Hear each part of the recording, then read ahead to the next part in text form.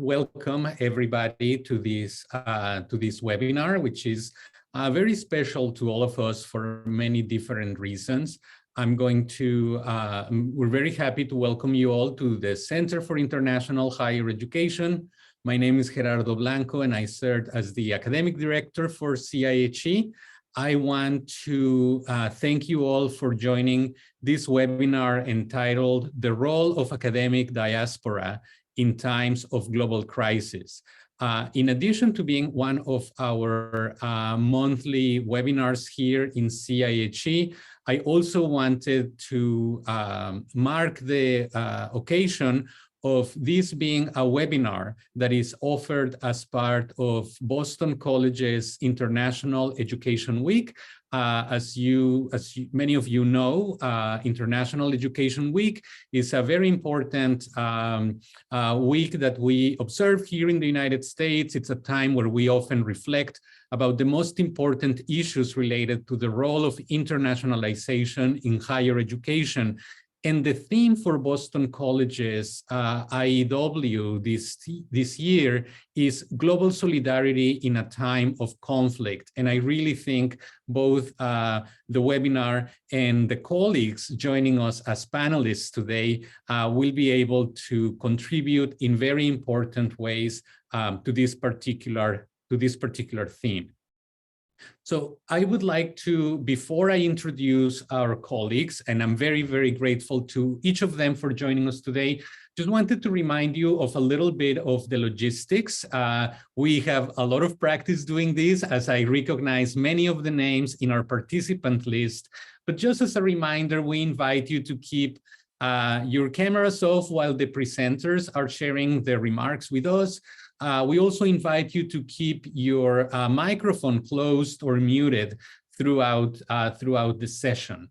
The idea is to avoid any kind of distraction that we may have.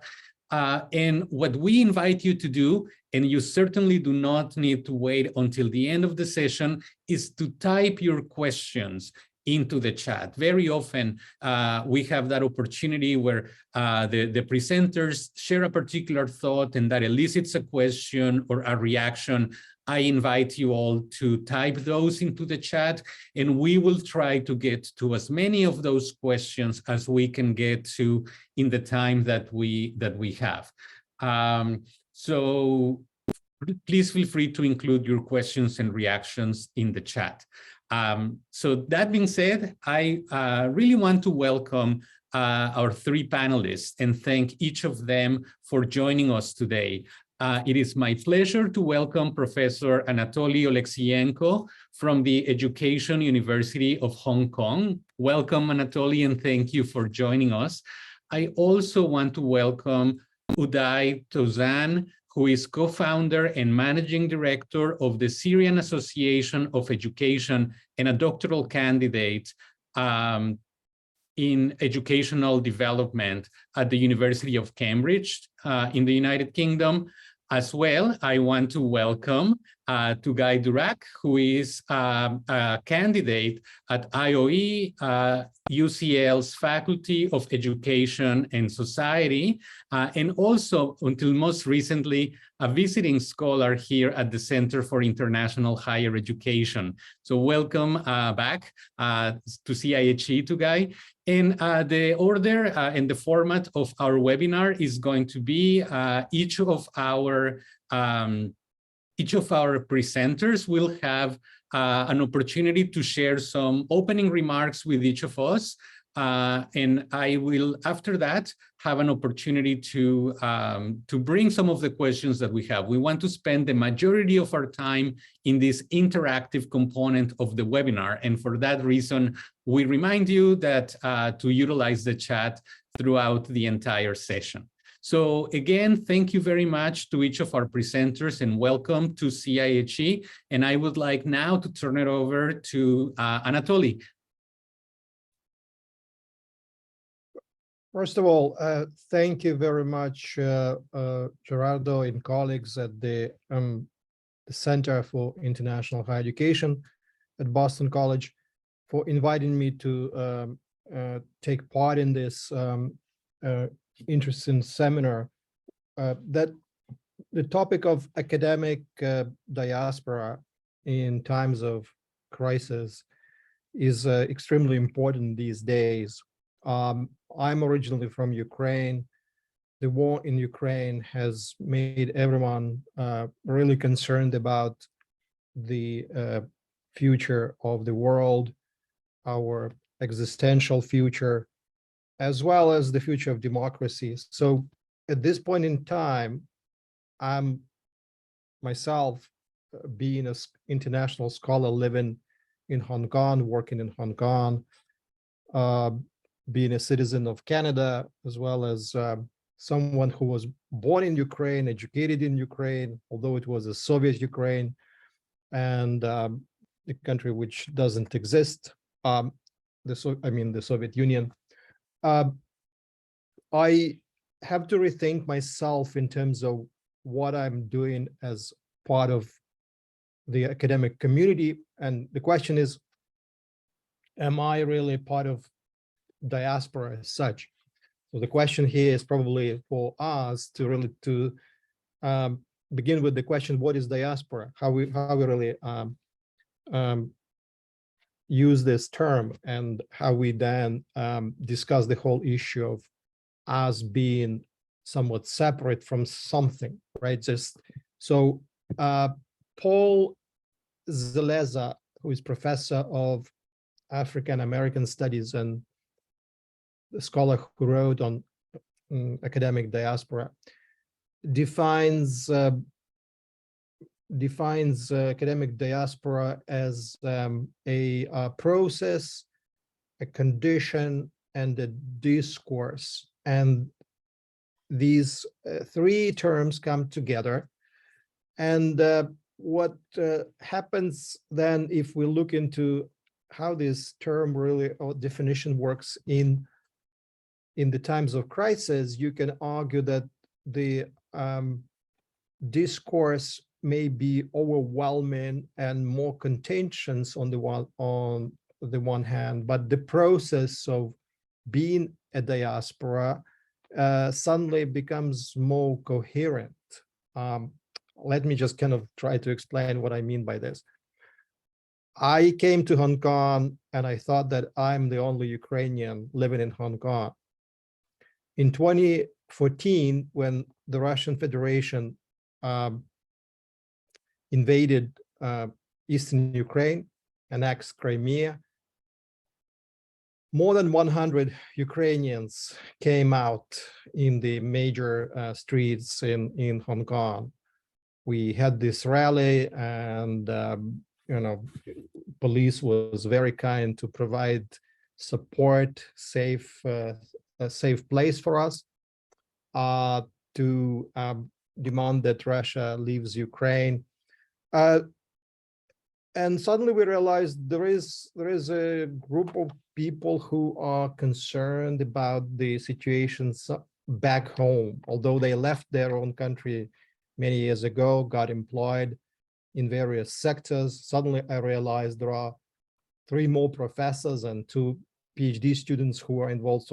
So that kind of realization that diaspora in some way might have existed came out only in the times of crisis. So the subsequent actions that evolved to support that idea of diasporas an existing process and a condition came out through us getting together more often, more regularly, organizing some seminars or taking part in cultural activities, organizing some photo sessions, theater events, musical performance, and everything else was pretty much a kind of manifestation that made diaspora something very real, something existent, right? And this was a sporadic development caused by the war, which was taking place outside. Definitely, we had the feeling of guilt. Let us say, that feeling of guilt that we were not there, we were not able to provide immediate support to our families in terms of being at the front line, probably of defense, or trying just to get involved in immediate actions. But at the same time, we felt we could provide support in some other way, like raise funds for communities, for these voluntary battalions, or provide our intellectual support, communicate the idea of Ukrainian culture identity to our colleagues, peers in Hong Kong, organize some webinars and speak about these issues in the wider web of intellectual concerns and developments at that time. So that was really just creating that type of diaspora as a process, and reinforced with some kind of discourse. Maybe it was not a significant discourse at that point in time, but at the same time, it began to grow. And by 2022, I guess we were more prepared for more active manifestation of resistance or communication of the Ukrainian idea in the regional space, in the city, and as well as reaching out to wider network. So I think, I guess I'll probably stop here, because we agreed that we will make short introductions, and then we will follow up with the kind of more specific comments and responses during Q&A. Thank you. Thank you very much, Anatoly, for those opening remarks. I would now like to turn it over to Oudai, please.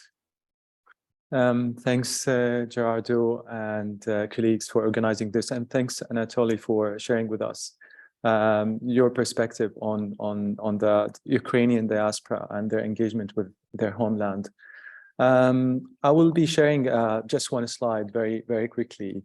But I just want, before I share, to acknowledge that the topic of diaspora is such a complicated topic. Which diaspora are we referring to? First generation, second generation, third generation, forced migrants, global diaspora. So it's difficult to approach the diaspora as a whole, one entity, and also global crisis. Which global crisis? The inequality crisis, the climate crisis, because our engagement with these crises, it's different based on the crisis and whether it's the geopolitical conflict that we're living. My opening remark will try to zoom in and focus on, similar to Anatoly, how he focused on Ukraine in Hong Kong and political activism. I will focus on the Syrian academic diaspora in the UK, those Syrian academics who are living in the UK, and how they engage or would like to engage with their homeland development, in particular the higher education sector in Syria. So the academics diaspora and the Syrian higher education sector. And just very quick slide I would like to share, which I would like always to start with it whenever I'm presenting about my PhD, which what I will be doing now. And for those colleagues who might be joining this webinar from their cars, just listening, can't see the slide. This is just a picture of me holding a key. And this key is my house key.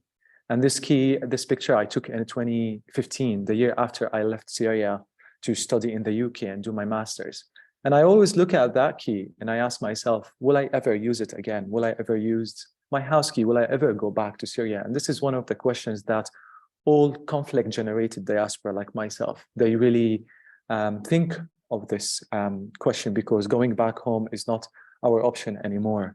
And on that year, 2015, 2016, my journey in exile started as a member of the Syrian diaspora who are living in exile.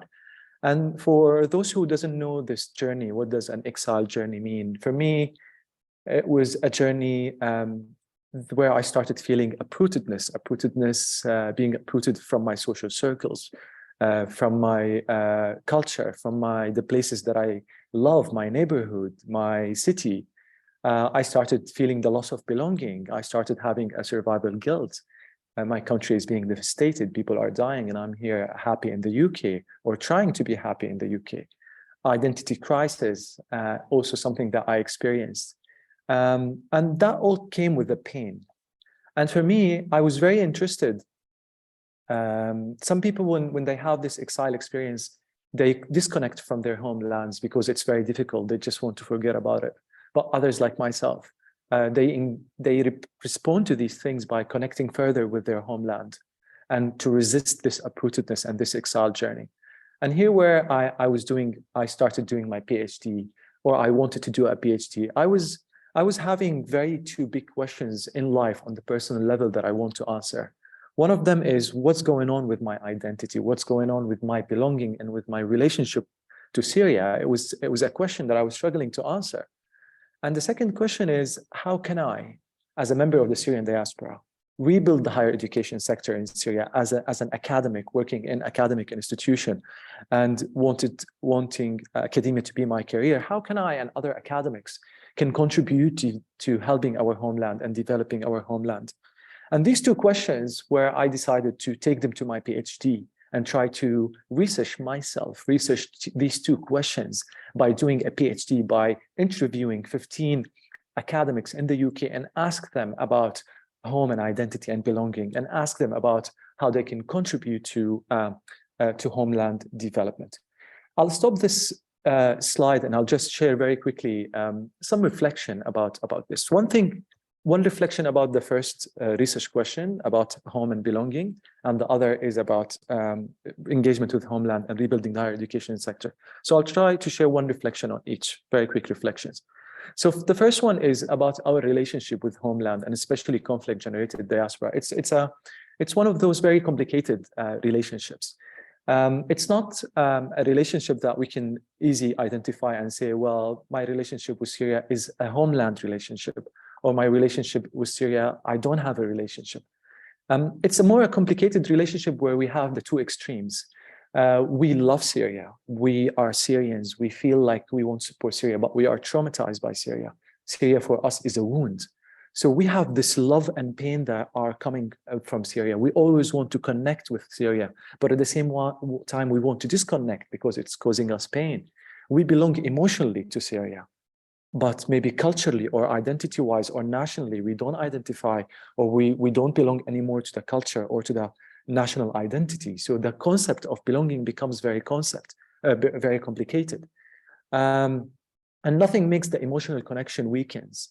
And people in this complicated relationship, they long for an unexisted past or a utopian future. So what they are looking for is not there anymore. The home is an idea, memories, and their neighborhood, their social circles, all of them got changed. So that makes the relationship very complicated. However, no matter how complicated it is, we all Syrian academics that I interviewed, they really want to contribute to their homeland development. Whether this is because some of them feel they belong an identity, they identify themselves as Syrians and their identity is Syrian. Some of them are more from trauma. They want to relieve the trauma by engaging with Syria. So they all want and they have strong motivation for this. And their potential role could be massive, like any academic, whether this is teaching, curriculum development, supervising, co-writing, anything that any academic in the world can do, they can do. They have a strong capacity. However, it's because their relationship with their homeland and with the crisis homeland is a bit complicated. Their engagement is not that easy. For example, when I ask them, will you support students? They all say, yes, we want to. Will you support academics in Syria and help support academics? Yes, we want to. But when we start asking, will you support the institution in Syria? Then here it becomes a bit of the problematic that this institution is part of a political regime that I disagree with. It's a difficult one. However, they all, a lot of research, they problematize diaspora engagement in a way that diaspora becomes very inflexible. They become fussy about their engagement, very nationalistic, because they are in their ivory tower, not living the pain of the locals in their homeland. However, my data shows that this is not the case, especially in the Syrian context. The Syrian diaspora, they are very flexible. They are willing, although they disagree politically with the Syrian government, for example, but they are pragmatic and they are willing to engage. They are willing to support the education system and try to isolate the education system from the political problem. They would love to see academic freedom, because academics, this is what they need, but not like what other theories mentioned, that usually diaspora, conflict-generated diaspora, they want a whole change in their country in order to engage. No, they are very flexible, they are pragmatic, and they are willing to engage. And there are barriers. I'll maybe leave this for maybe later, but yeah, I'll just stop here, and maybe I'll pass back the mic for you, Gerardo, and we can take the conversation from there. Thank you very much. Look forward to lots of questions and interaction indeed. And I would like to now turn it over to Tugay. Please go ahead. Great, thank you. I hope everyone here can hear me. Anyway, yeah, I am Tugay. I'm a PhD student in the UK. Not originally, I am from Turkey. And also I call Turkey my home. This is some of the things which I am think that it is important, because for the diaspora, where is home quite complicated. So especially when I interviewed the Turkish academic diaspora in the UK, and then even sometimes I reflect on my own identity and experiences. So somehow I felt happy that, okay, I know where my home is. That is one of the important things in this diaspora series. And I would like to start with one tweet I'm not going to show, but especially after building on what the previous speakers told, that because especially conflict-based diasporas are much more connected. I felt that they are much more visible. And actually one academic tweeted about that, why, especially about the Iranian diaspora nowadays, which we see on the streets, and why don't we see the Turkish diaspora on the streets? That was the question. And then I was thinking since then, why we don't see the Turkish diaspora on the streets? In any case, always there are less in numbers, despite there are large in numbers while living, but on the streets they are not much. This is actually one of the problems I have faced during my dissertation, because for many years, I avoided to use the term diaspora in my study, actually. The reason is that first, there are conceptual problems in that. What constitutes a diaspora? What are the limits, especially in the Turkish context? And then all the dynamics. So I avoided the term for a long time, but then eventually I decided to use it. The reason is that because at the beginning I used the migrant, which is much more general in many sense, but then I started to use diaspora. But there's this quite clear distinction between migrant and diaspora, which is that in diaspora, the emphasis in the host country, in the migrant, the emphasis in the host country, but in the diaspora, the emphasis in the origin country. I'm specifically focusing on the things these academics in regard to their origin country. So that is why I started to use the term diaspora. But unfortunately, not unfortunately, sorry, I shouldn't say that. But the Turkish diaspora is so fragmented in many sense, because even we don't know who are the Turkish diaspora, because there are many people living abroad who have some origin with Turkey. Should we say them all of them are Turkish, part of Turkish diaspora? Many academics actually say that no, we shouldn't say that, because these diasporas, for example, like the Kurdish diaspora, although they originated from Turkey, but they have conflicting ideology with the Turkish diaspora. So you shouldn't say and you shouldn't use the term quite comprehensive in many sense. But then, especially in Turkish diaspora in the UK, which I am focusing on that, there are several types in the literature which we say these are the diasporas, how the diasporas emerge. For example, victim diaspora, which is much more active and in which we see on the streets. But in the Turkish case, in the UK, for example, there are not much for example, there was a special event in the last year. Many academics signed a petition which somehow against the military operation in the eastern region of Turkey. They are called signatures, Academics for Peace members. And then many of them expelled from the universities, and they were left jobless in Turkey, and then many of them left Turkey. And then in Europe, many European countries welcomed them, and they become a part of the diaspora. They were so active, but UK did not welcome them, so we don't see much weekend diaspora in the UK. So, based on my interviews, I would say many of them are labor diaspora. In the labor diaspora, we see that they came to the UK as laborers, as academics. So they feel that they have to do their job. And actually, thanks to the heavy workload in the UK, they don't have any time to do anything, any activism, any political activism, anything. Actually, they don't have any social life as well. So this is one of the things why we don't see much diaspora activism among academics, especially in the UK. I am sure it is the case for the US as well. So they don't have time. That is one important thing. But the other thing is that there is not an institutional or official engagement, I would say.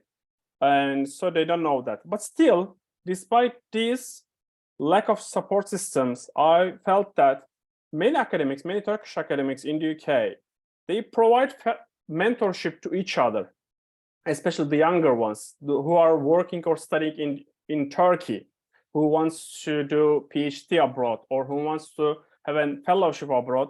These academics in the UK provide mentorship, and even they provide tacit knowledge, which is not much accessible outside of the UK.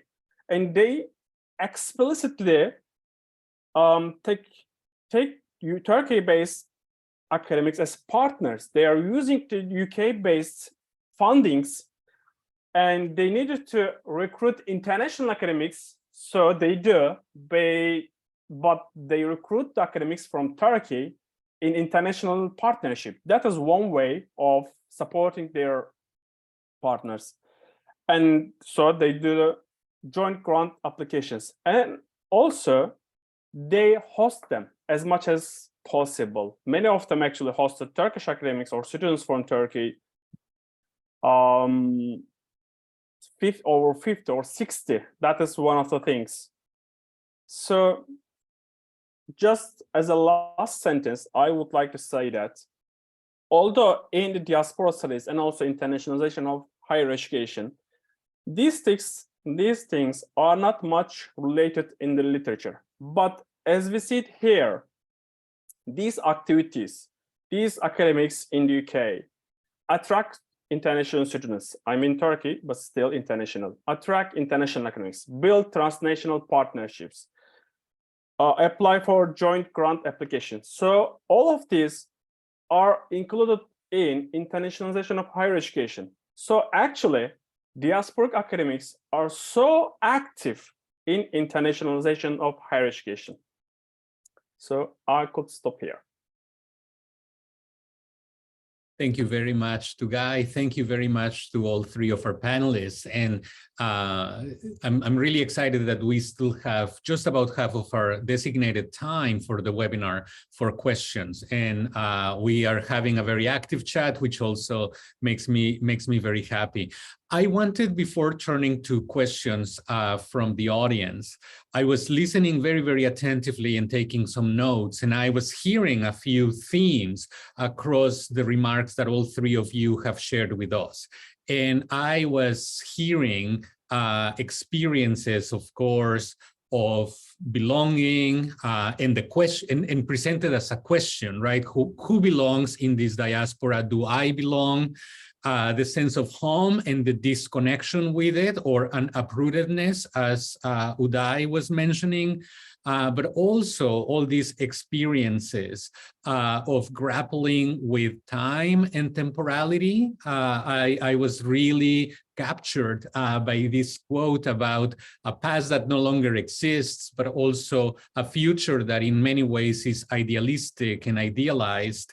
And I was also hearing at the core of all of these a sense of guilt, which all of these concepts, right, in their own complexity, make me ask you all, as many of you as would like to respond, to what extent do you see that this being a diasporic scholar involves emotional labor, as some of our colleagues describe?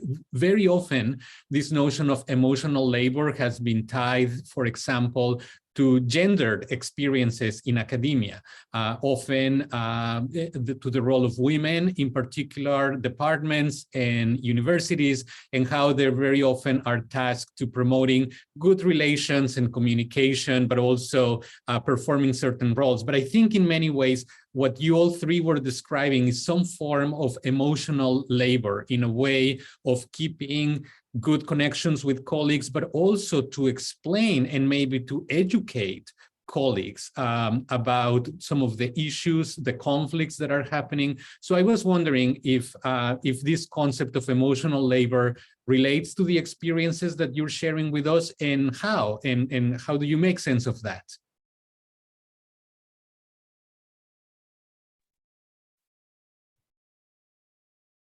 Maybe I'll kick off very quickly.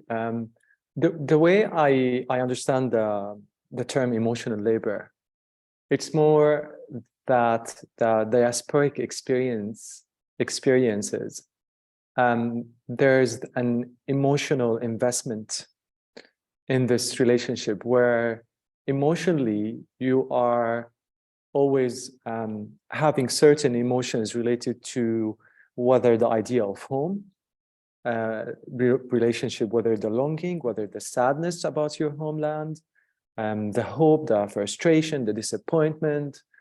So the diasporic experience, and throughout all of my participants, and in the Syrian context, there is this emotional element of it that is difficult to grapple with.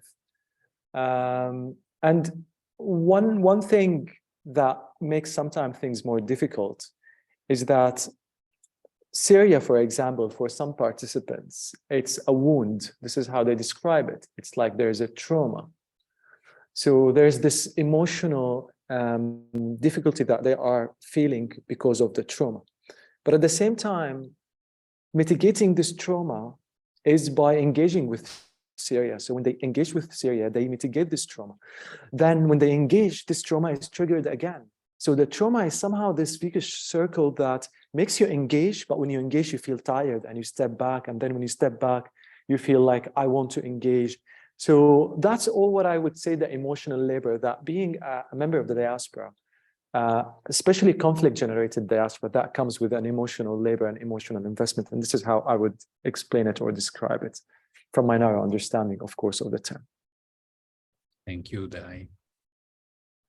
Anatoly or Tugay, would you like to come in? Anatoly? Let me just kind of try to raise a controversial issue here. Diaspora as such is probably an outdated term in general. In the age of technology and us being at the front line of events taking place in the country, us being connected with our fellows, peers, compatriots through the internet, through the webinars, through all those kind of immediate connections, WhatsApp, we are constantly there. So being separated as scholars were, let us say, after the Second World War or before the age of the internet, I would say diaspora today is not the same idea, not the same term, right?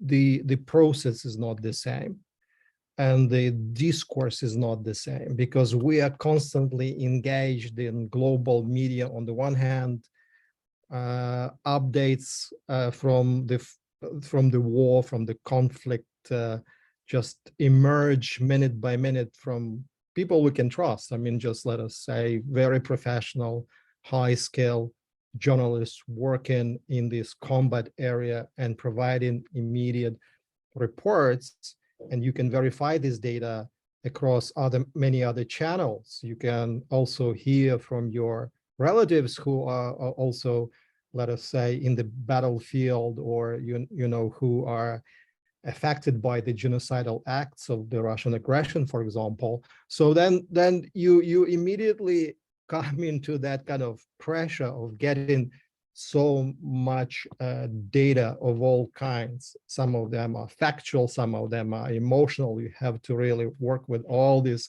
flows at the same time.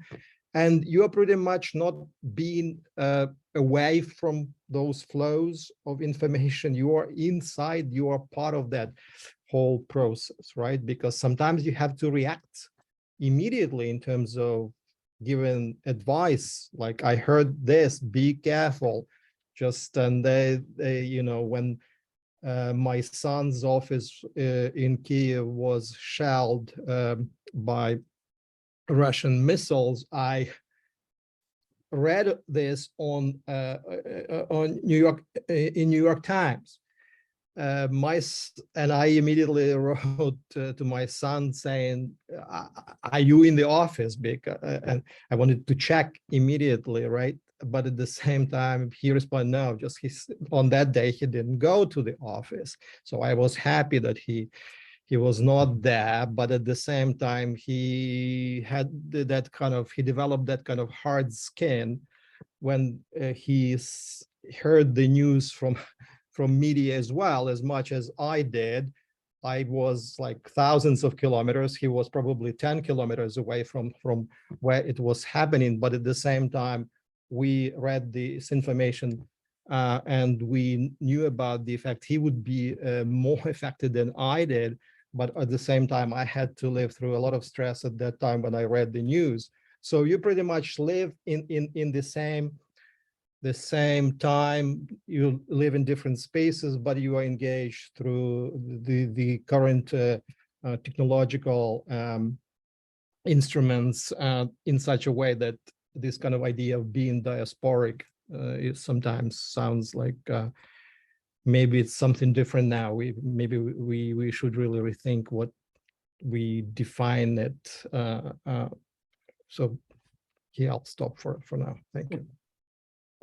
Thank you, Anatoly. I think always a good invitation to if the term sounds quaint or needs to be updated, I think it's an important thing to mention. Tugay, please go ahead. Yeah.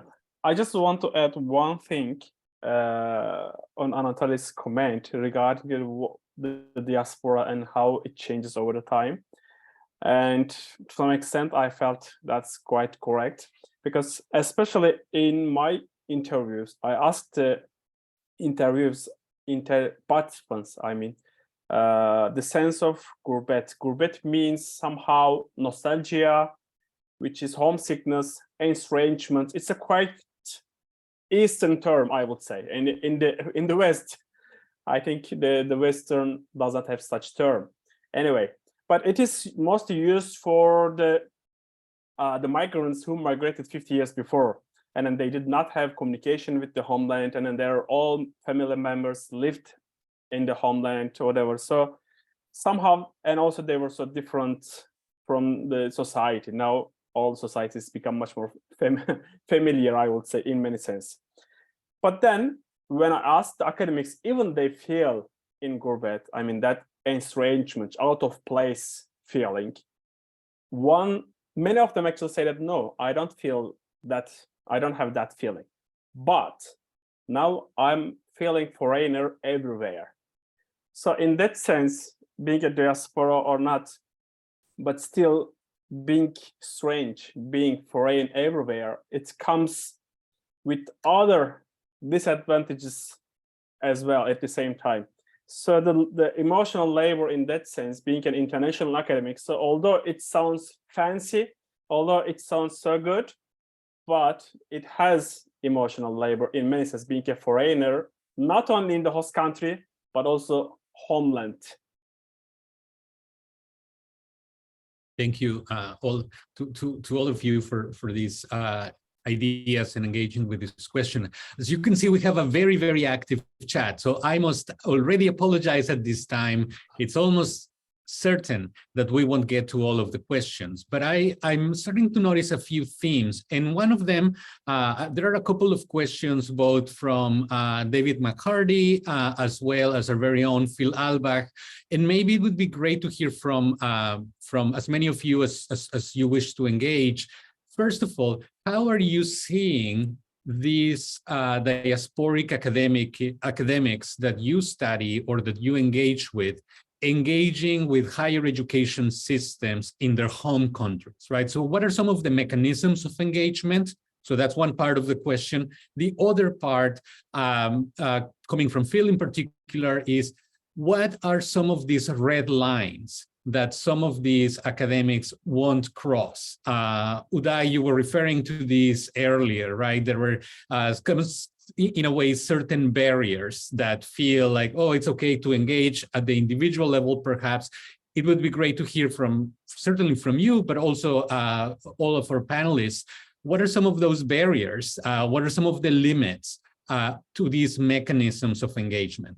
We can go in any order that you wish.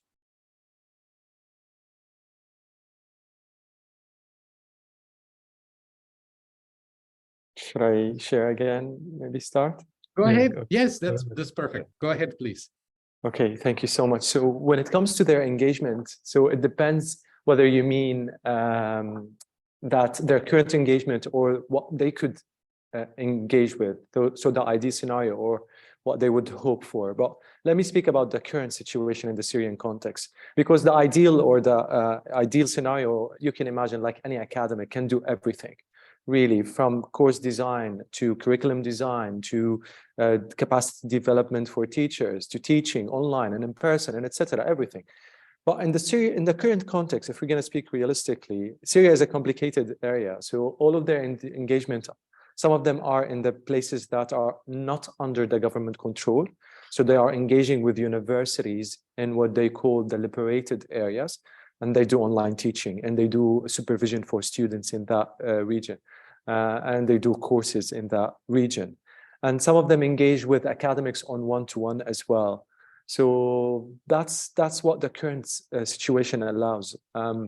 When it comes to the red line, this is very interesting. The red line, the way I understand it, is where they need to stop or should stop, or what they are concerned when they are engaging. So there's here just very quickly two things. One of them is, this is a personal answer. Any one of them might have a red line based on what they believe is right and wrong. A lot of them, they don't have a red line. I'm up to engage with education in no matter what, even though I disagree with the government, just because education is something very important that everyone should get to, should access, should have quality education, regardless of their background.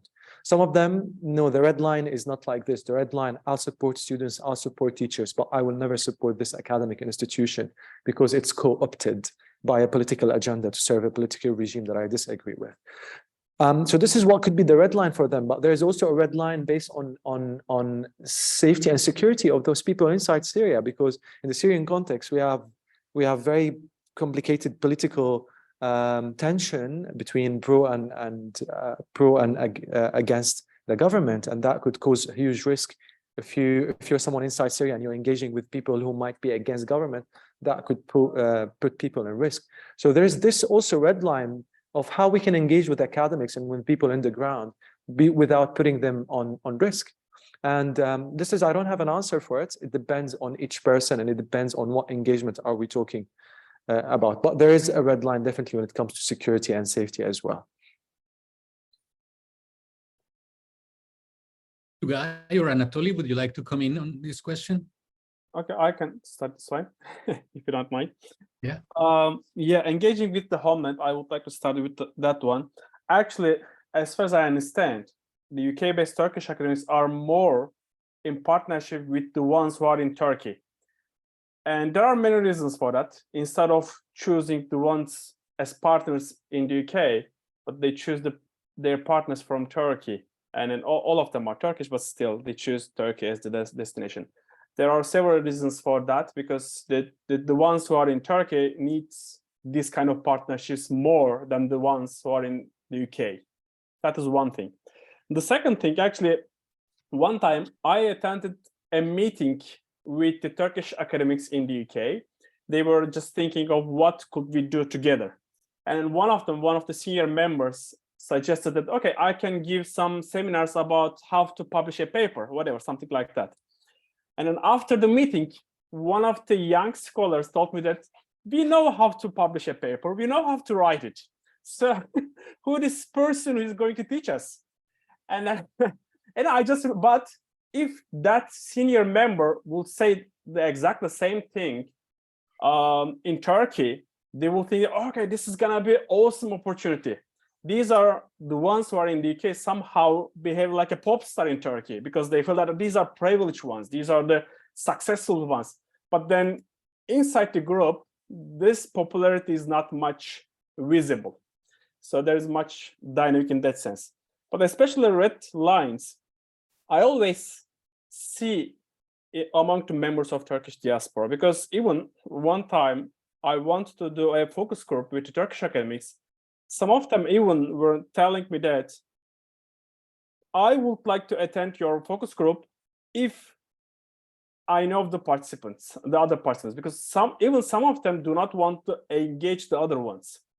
Less political ones, especially, do not want to engage with the most political ones who have some trouble with the Turkish government.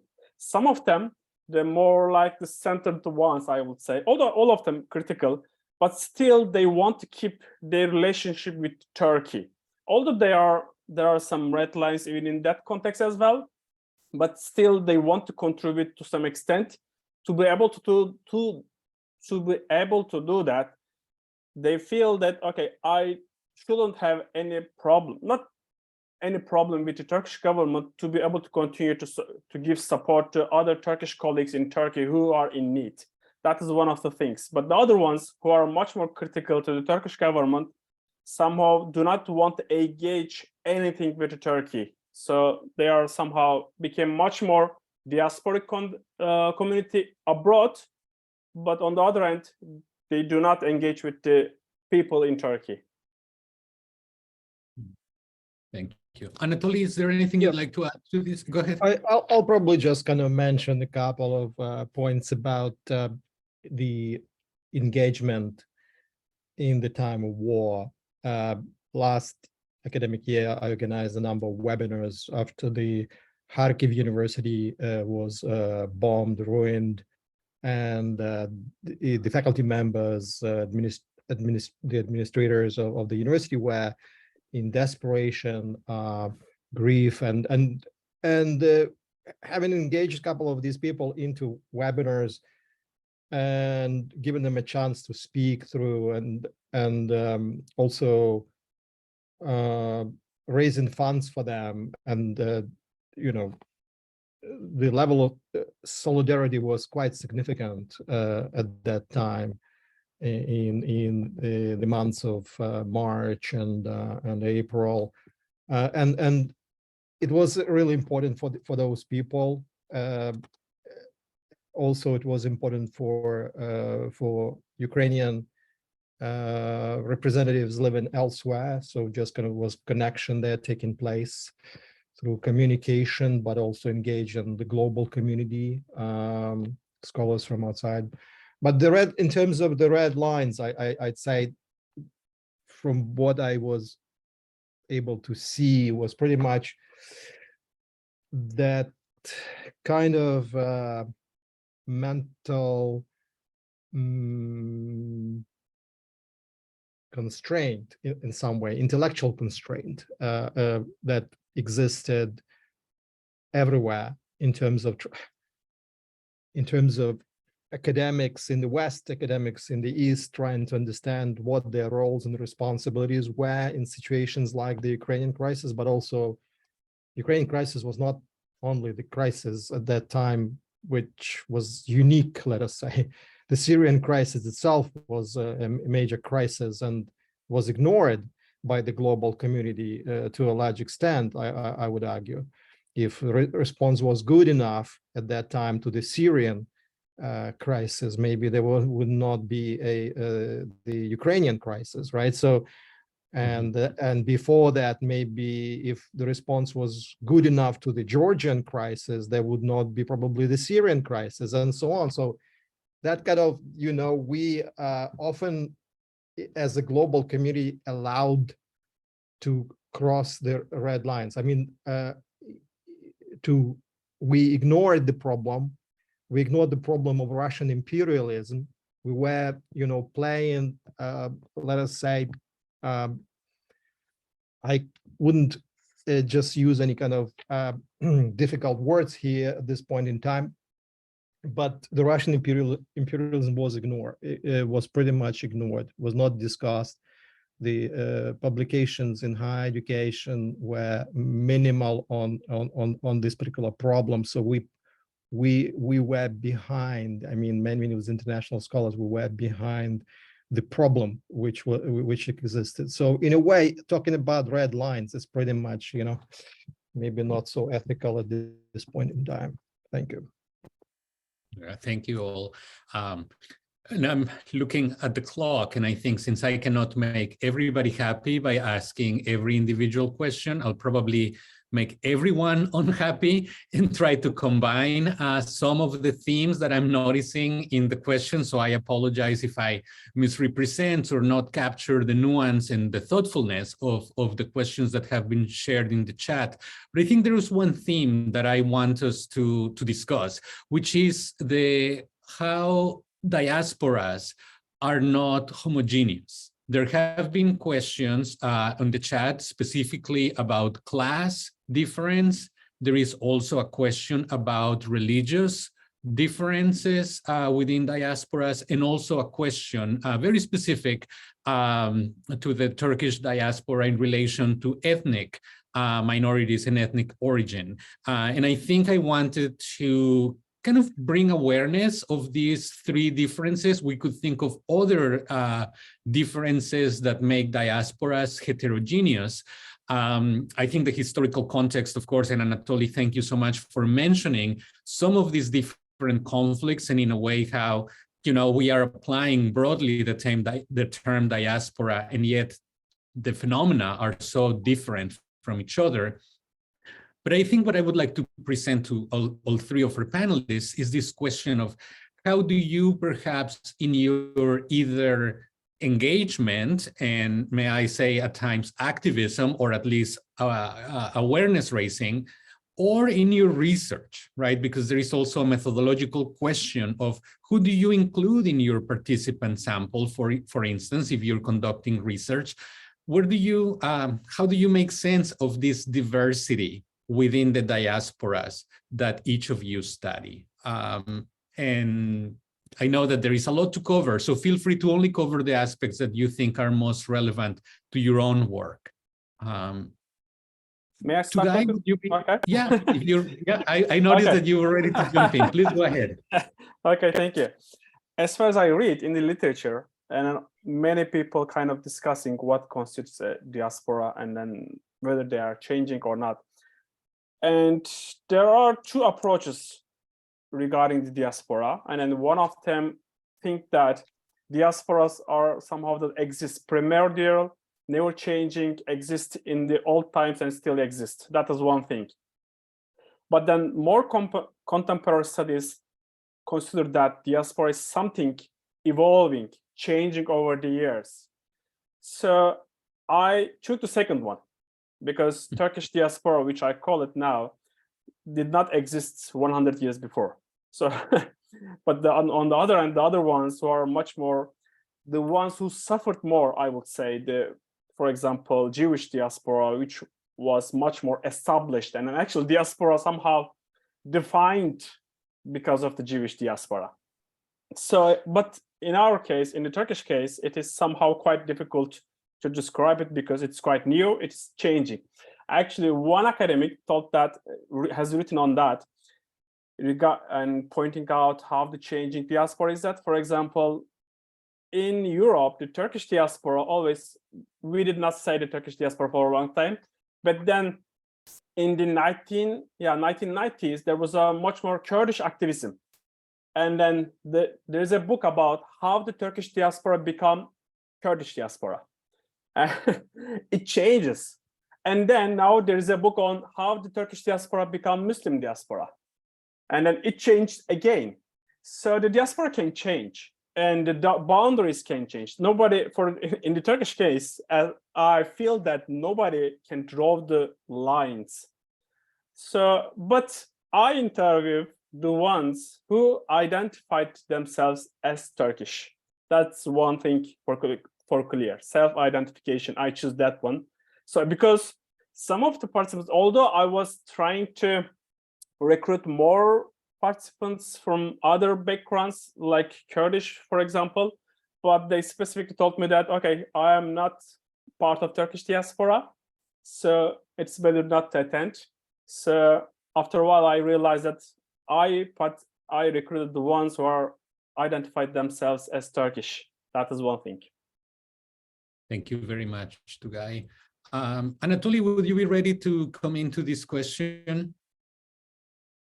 I'll just try to kind of cover several points. One is homogeneity is really something questionable these days, given how international all of us became through various affiliations, cultural, geopolitical, political, where we come from, how we realize what stories were told or not told to us in our childhood or at a later stage in our life. So we just kind of rediscover ourselves, probably. So that type of homogeneity is probably a questionable term. But in general, if you talk about research, it's another point, is about how much you can engage with with diversity of representations in the. It's always about quality of research, quality of engagement, quality of truth being told, or honesty discovered in the process of research, rather than diversity as the ends per se. So in that regard, it kind of opens another kind of range of complex questions, and I probably don't have time for that to discuss at the moment. Thank you, Gerald. Thank you, Anatoly. Oudai? Yeah, very quickly, maybe in 1 minute, 2 points. The first one is, like people in Syria, they are diverse and they are divided, and there's classes and there are different genders and different classes and ethnicities. The diaspora reflects this to a certain degree. So the same division, we might find them out of Syria, and as their identity is changing, of course, as Tugay mentioned, the whole concept of identity becomes complicated, and some people dismantle it and deconstruct it, and they just change their identity. So in my case, it's very easy. My focus on academics living in the UK who are Syrians, who identify themselves as Syrian. And the biggest division that I struggled with is the political one, because they come from different political background, and that just makes it a bit difficult to engage. Because one part of my research is focus group, I wanted them to sit together. It was a difficult one, but also it's helpful to understand how political orientation impacts their engagement with their homeland and with their identity and belonging and home, because political orientation, of course, have a say. And very quickly, I just want to say the point that Anatoly mentioned about the Russian imperialism and how we should stop it further. Such a valid point. But just to add to you that I think that line in history shouldn't stop at the Russian imperialism. If we stopped the American imperialism as well from going to Iraq and Afghanistan, we might have stopped Russian in the political circles. They say why America is allowed to go to Afghanistan and Iraq to protect their national interest and security, while I'm not allowed. So imperialism really should stop from a long time ago, and hopefully we can see it stopped at a certain point. Thank you so much. Certainly a hope that resonates, right? Very often when we talk about these topics. There is so much more that we should discuss and that should be part of the agenda. And thank you, Oudai. Thank you to all of our panelists for pushing our thinking forward.